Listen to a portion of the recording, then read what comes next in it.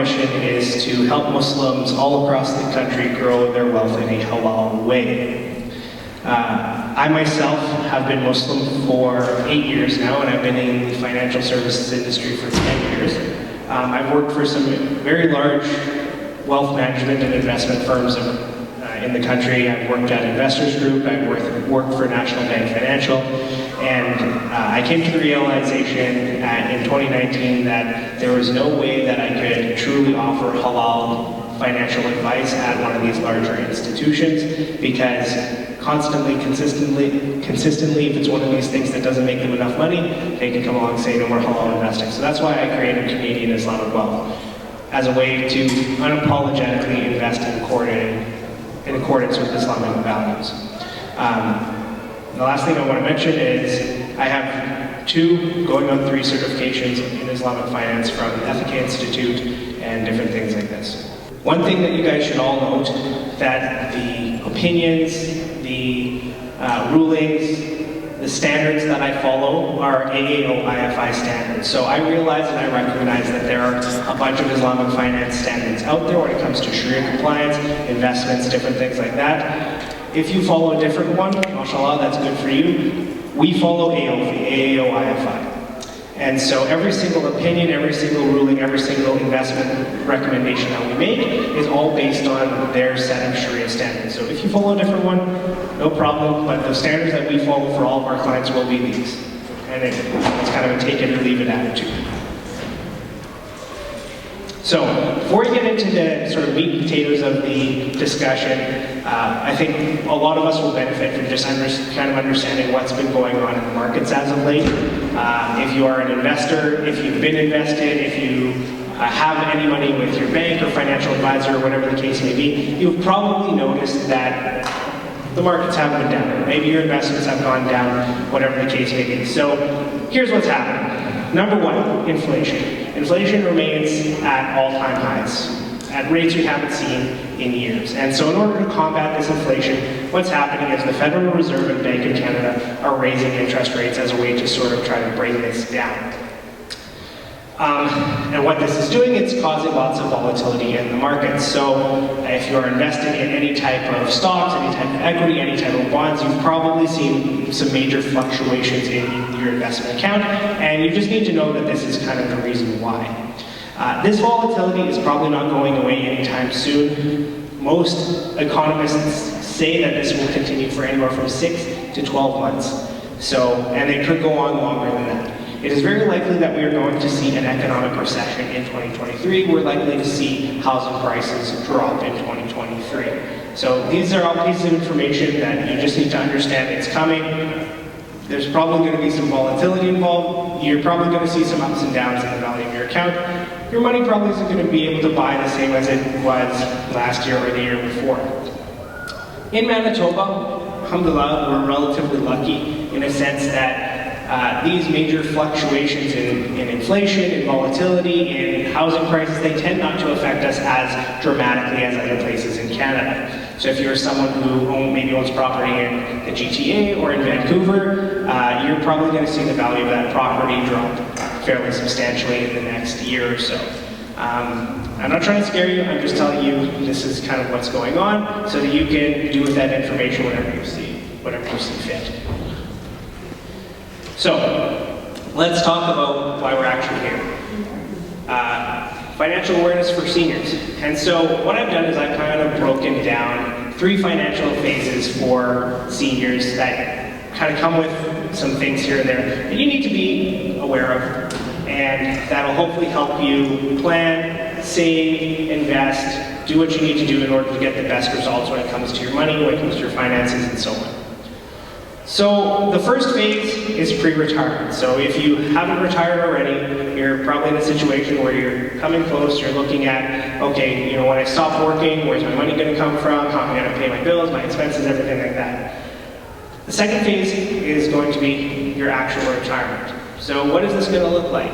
Are you going to be able to continue the lifestyle you've always lived? Are you going to have enough money to do the things that you want to do? Will the money last if you live to be 85, 95, 100? These are questions that all financial planners, all financial advisors should be asking you when they sit down with you to tell you how to manage your money. And if they don't, well, come to us. We're better than that. And then phase 3, I would say, is coming towards the end of your life, preparing to meet Allah. Making sure that your will is in place, and it's being taken care of in an Islamic way. Making sure that all the money that you have and are leaving behind is being taken care of in a halal way. If you come to a point in your life where your mental faculties aren't what they used to be, do you have someone that you trust who's in place who can make sure that all these decisions that are being made on your behalf are being made in accordance with your wishes, in accordance with what Islam teaches us? So that's what I'm going to be talking about today. One thing I always like when I do these type of presentations is if you have a question, don't wait till the end, just jump in, ask the question as we go, because you're probably going to forget by the end of the presentation, so I'd rather answer it right then and there when we're kind of in the thick of it. So, pre-retirement, will I have enough? This is phase 1. So, we have a couple of government plans and government programs that a lot of people kind of count on when it comes to their retirement. But the question that you need to ask yourself is, will it be enough for your lifestyle, for your family, for your spouse, whatever the case may be? So the first one is the Canada Pension Plan. This is extremely common. Everybody who's had a job has seen that deduction every single paycheck for CPP, for the Canada Pension Plan. So if you have been over the age of 18, working in Canada and earning sort of the maximum amount of Canada, or putting the maximum amount into the Canada Pension Plan, the best you can hope for is $1,253.59 per person. So both you and your spouse have been contributing the maximum amount to the Canada Pension Plan. The best you can hope for is $1,253.59. So basically, you will have had to contribute for about 20 to 25 years the maximum amount of Canada Pension Plan to receive this amount of money. The average benefit is about $727.61 for every single Canadian. So people have been earning the most, earning the least, somewhere in between, $727.61 per person. So you split that between you and your spouse, that's about $1,400. But in my opinion, I don't think this is the right amount for our community. I think you should really consider a less amount to depend on from Canada Pension Plan. And the reason I say that is because a large portion of our community is an immigrant community. They haven't been working their entire lives in Canada, unfortunately. And so the amount that you can expect from Canada Pension Plan is likely going to be lower than this average $727.61. There's no way to know for sure. But what I would say is plan for less, because the reality is a lot of us will likely have less when it comes to our Canada Pension Plan. Yes? Sorry? It's typically a fixed amount based around your income for Canada Pension Plan. And in my opinion, if you do want to put more away for your retirement, there are better methods of doing it than the Canada Pension Plan, in my opinion. The second benefit that you can depend on is going to be old age security. So old age security, it doesn't really matter about contributions as much. This is paid for by general tax revenue, right? So a portion of every tax dollar that's collected from every single Canadian goes to supporting seniors in their old age. And so that benefit from the age of 60, first of all, you'll only qualify for that at the age of 65, and then it'll be $685.50. Once you reach the age of 75 and over, it's about $754. So this is your old age security. So there's Canada Pension Plan, there's old age security. Let me go back for a second. Canada Pension Plan, you will have an option.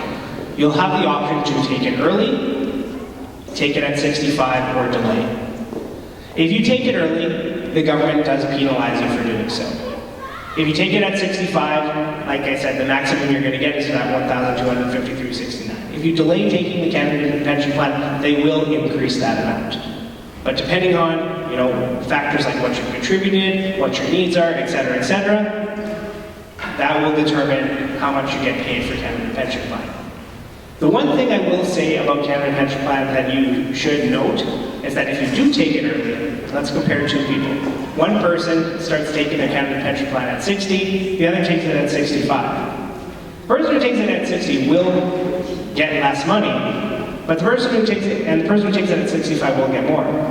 But the person who takes it at 60 will have 5 years of money that they receive from Canada Pension Plan, before the person who takes it at 65 receives 1. So a bunch of financial planners got together and they sort of did some math and they figured the person who takes it at 60 is financially ahead of the person who takes it at 65 until you guys reach the age of 75. Then the person who took it at 65 is richer than the person who took it at 60. Hope that makes sense. It's kind of a fun fact. So the last thing that you can kind of count on the government for is, this assumes that you're low income, right? So if you're a low income senior citizen in Canada, and you're taking your Canada Pension Plan, and you're taking old age security, if those are kind of the only 2 areas where you're getting income from, you will also likely qualify for the Guaranteed Income Supplement. So if you're a married couple, for example, and you're living on Canada Pension Plan old age security, and you're under the income threshold, you'll likely also get $431.99 each as a Guaranteed Income Supplement. Once you hit a certain amount of income, the government will claw this back. So this is specifically reserved for people who are lower income senior citizens. They can qualify for the Guaranteed Income Supplement. If you are a single senior citizen, they will double that amount. It'll be about $900 for you as an individual. If you're married, it'll be 2 payments, 1 to each person. So these are the main benefits that you're going to receive from the Canadian government. So with Canada Pension Plan, you'll get some version of this benefit. Like, no matter how long you've been in Canada, it's all about how much you've contributed to the Canada Pension Plan. It just won't be as high because you haven't been contributing as long. So if you've only worked in Canada for 20 years, the likelihood of you hitting this average of $720, $761, unless you're in a really high-paying job, is quite low. With the old age security, I would have to double check because I don't remember off the top of my head. I believe anyone who's a senior citizen, who's like a Canadian citizen in Canada, will receive this benefit, but I think there might be some age restrictions. I don't know, but I will double check on that. I don't know. So those are kind of the things that you can depend on from the government. And so the question is, if you think to yourself, well, that's not enough, right? What do? And that's where working with an advisor, that's where looking at other sources of retirement income comes in, right? So maybe you were setting money aside, you have things like your RSPs that you can pull from. Maybe you worked at a company, maybe you worked for Winnipeg Regional Health Authority, maybe you worked as a teacher or a government, and you can rely on some of the pension money that you've received as another way to supplement that income. Maybe some of you have rental properties, different things like that. And one of the most common ones I hear within our community is, oh, I don't need to plan for my retirement, I've got lots of children, they're going to take care of me, mashallah. That's my wife's retirement plan, is to have lots and lots of kids. She's Somali, so I'm taking the Canadian approach. I'm assuming they're going to just do their own thing. But the whole point is to sort of do a little bit of planning ahead of time, if you can, right? To realize that even if you get the maximum Canada Pension Plan benefit, even if you get the maximum old age security, and even if you get the maximum Guaranteed Income Supplement, which in my opinion is unlikely for our community, best case scenario you might be looking at, $4,000 per family, right? $4,400 per family. Which, things are getting more and more expensive. And these benefits do, of course, keep up with inflation, but it's hardly enough to kind of live beyond very basic and simple life, right? And so you got to ask yourself what's important, right? If it's important to you to just sort of stay close to home, stay close to grandchildren, have enough food on the table, things like that, you'll probably get by okay, assuming you qualify for the maximum benefits. But if you don't, then it's all about planning and making sure that there is going to be some alternatives there to help you supplement that income. And that's where I can, right? We can help you set up investments, set up savings, set up retirement plans, different things like that, in order to help you maintain your investments and maintain your lifestyle over the long term. This brings us to phase 2. right? And these are kind of coupled together, where you're planning phase one, you're planning your retirement. And the second part of it is phase two, will my money last, right? So what I have here is basically two scenarios, right? One scenario is someone who saved up $250,000 for their retirement and they're earning a 6% return. And this shows you how saving just a little bit over time can make a big difference in retirement, right? How much would an extra $1,000 a month help? An extra $1,500 a month? Assuming you're getting those maximum benefits, this extra $1,000, $1,500 can go a long way in order to supplementing and maintaining your lifestyle. If you had that $250,000 saved and you were taking $20,000 a year, assuming 6%, this money would take 17 years to run out, right? And if you manage to save $500,000, it'll take 50 years to run out, right? So in that retirement, if you're still in that first phase of planning and you're not quite there for retirement, I'd highly encourage trying to get a little bit more together, because it can make a huge difference when you're in that phase of retirement. The second scenario would be, let's just say that's not an option for you, right? You only have whatever you have. In this example, it's $250,000. By changing up the investment structure just a little bit, scenario one, you're only earning a 6% rate of return per year. And in the second scenario, you're earning an 8% rate of return.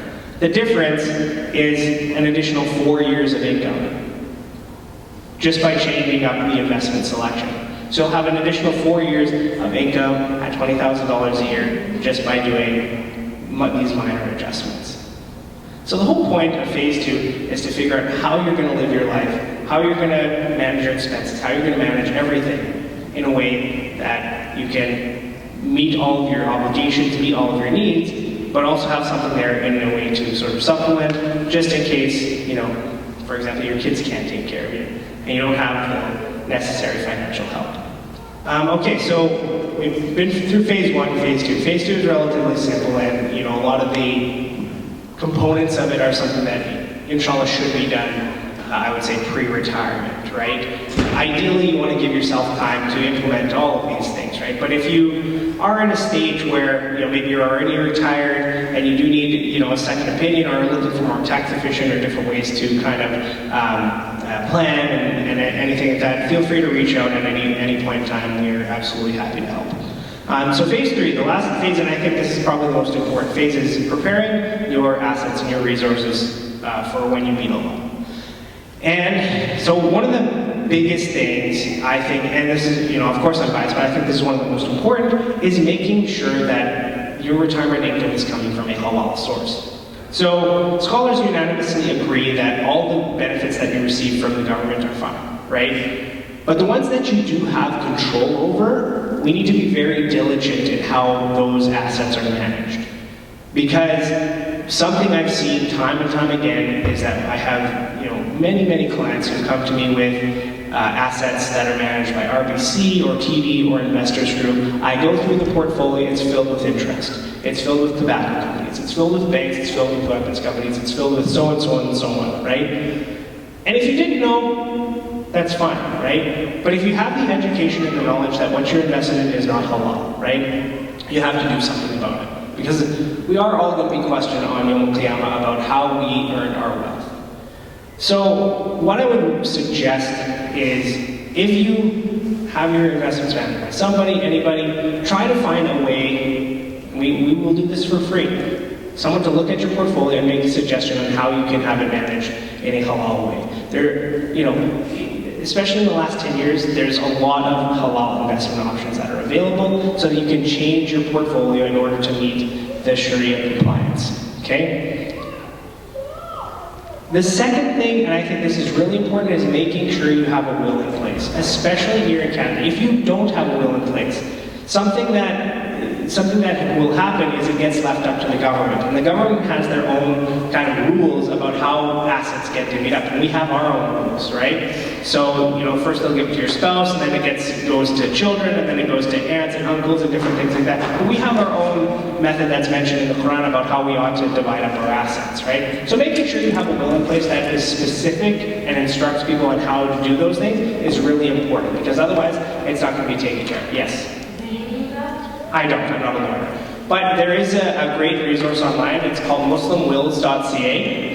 So you can go to muslimwill.ca, you can fill out your information, and they can basically create an Islamic will for you. There are also some lawyers here in Winnipeg that do offer that service as well. I haven't worked with any of them in particular, but I believe Al Associates has something, and I think there's a few other lawyers in town who've dabbled in this as well. So I would look them up and see if you can get some help from there. Sheikh Muhyiddin of Grand Mosque also is very well versed in Muslim inheritance, so reaching out to him to ask him how to divide the assets properly would be a suggestion of mine. The other thing is make sure you have discussion about your will with family members, especially perhaps some children who aren't as practicing. Inshallah, we all have children who practice the deen and are on the deen. But I have heard some sad stories where there were children that weren't necessarily practicing Islam properly. The Muslim will gets read. A daughter sees that she's getting less than her brothers, and she challenges it in court for being sexist and discriminatory and different things like that. So making sure you have those discussions about, okay, here's how this is going to be divvied up, this is why we're doing it this way, etc., etc. It's something really important to making sure that those wishes are, fulfilled. And at the end of the day, if somebody does challenge in court or whatever, it's not your fault, but it's just one of those things that I think would make, the transition a lot more smooth. And this is advice that I've received from some of my friends who are kind of in this space. The last thing I would say, or the last two things to keep in mind, is number one is power of attorney. If you get to a point where you don't have the same mental capacity, different things like that, having a power of attorney in place to make sure that the decisions that you would have made when you were fully mentally there are being made on your behalf, right? So make sure it's somebody that you trust, someone who I would say is good in the deed, different things like that. So that when different decisions are to be made, if a financial advisor, for example, comes along and say, hey, I want to invest your money in a weapons company, they can come along and say, no, we're not doing this, we're following Islam, right? So having that put in place is something that I think is very important. And the last thing, and another point I would like to make is just make sure that you give if you can, right? There's so much barakah in giving. Allah always blesses us with more if we can. So if you are in a position where you can give extra, especially when you're closer to meeting Allah, this is something that is highly encouraged. And it's something that our Prophet ﷺ did the closer you reach to his death. The last thing I wanted to briefly talk about is just financial abuse of seniors. So this is something that doesn't or at least I haven't heard too much about in the Muslim community, but it's something that we should be aware of, right? So one of the things that happens is when family members tend to get a little bit older and they don't have quite the same mental faculties as they once did, what has been making the rounds in sort of the financial services industry is that their children come in and sort of try to take advantage of the financial situation, which, inshallah, that never happens to anyone. But just, once again, this goes back to making sure that there's a power of attorney in place, that, everything is in place that needs to be in place, so that if someone, in the family kind of comes along and is trying to make financial suggestions to you that aren't going to be beneficial to you, you're protected, right? You're not stuck in a situation where you can't, pay your bills and meet your retirement needs and everything like that because somebody came along and convinced you to buy Bitcoin when you absolutely should not be buying Bitcoin, as a senior citizen, right? So, and a lot of the time this can just lead to things like financial mistreatment. A lot of seniors can end up in situations where they are financially destitute. This can lead to the misallocation of their assets and even the theft of their money.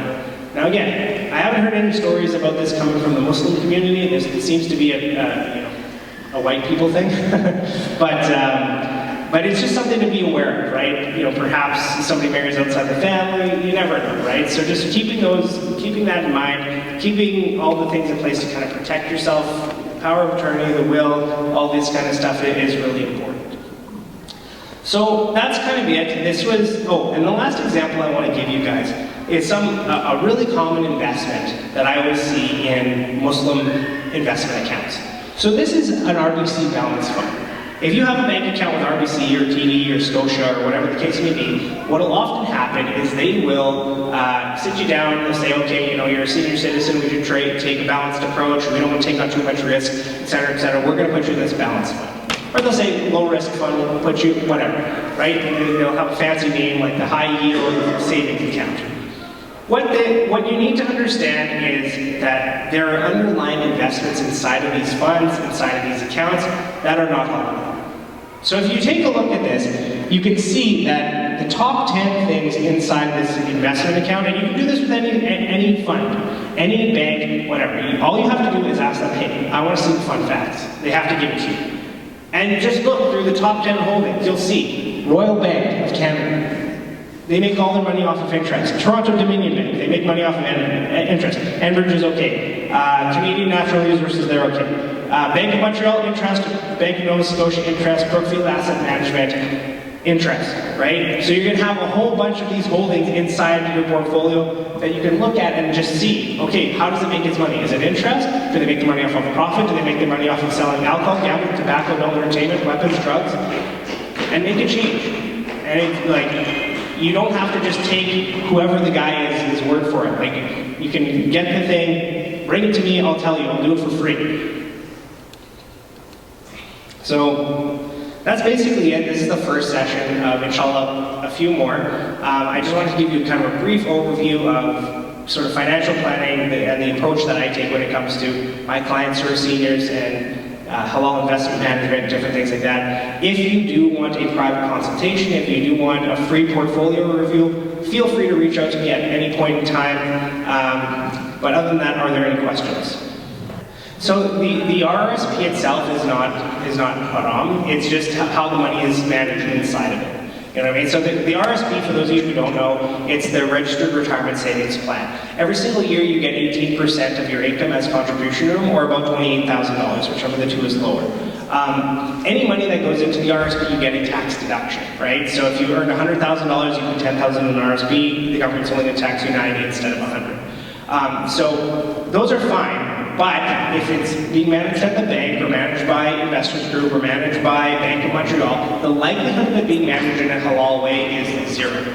They don't have any products that align with Islam. So a solution for that is come to Canadian Islamic Wealth, or you do have other options. Like there's Manzil halal portfolios, there's Sharia portfolios, there is us Canadian Islamic Wealth. Wealth Simple has a halal portfolio. So what you would do if you've already set up an RSP somewhere else, you would simply set up a new RSP at a different institution and transfer it over there. So you wouldn't have to pay any taxes to do that. You pay maybe a $50 transfer fee. And then you have it managed in a halal way. So it's not like you have to start from zero.